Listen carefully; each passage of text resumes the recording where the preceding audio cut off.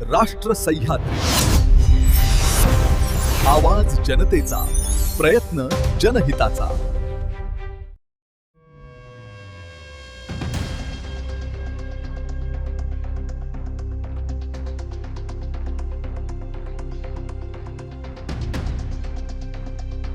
थेट मुळा धरणातून सोनईसह 18 गावाला पिण्याचे पाणी पुरवठा करणाऱ्या पाईपलाईनच्या वॉलला एका चारचाकी वाहन चालकाचा गाडीवरील ताबा सुटल्याने भर दुपारी जोराची धडक दिली आहे। त्यामुळे पाईपलाईन फुटून लाखो लिटर पाणी वाया जाण्याची घटना घडली।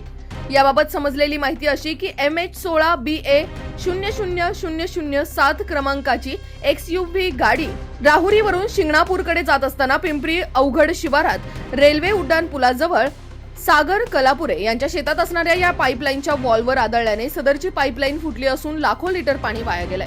घटनेनंतर गाडीचा चालक घटनास्थळावरून पसार झालाय। ऐन उन्हाळ्यात पाईपलाईन फुटल्याची घटना घडल्याने सोनईसह 18 गावातील पिण्याच्या पाण्याचा पुरवठा बंद झालाय। त्यामुळे नागरिकांची पिण्याच्या पाण्याची मोठी अडचण निर्माण झाली आहे। तरी संबंधित विभागाने सदरची पाईपलाईन तात्काळ दुरुस्त करून पाणी पुरवठा सुरू करावा अशी ग्रामस्थांनी मागणी केली आहे। राष्ट्र सह्याद्री न्यूज साठी प्रतिनिधी जालिंदर ढोकणे, राहुरी। राष्ट्र सह्याद्री, आवाज जनतेचा, प्रयत्न जनहिताचा।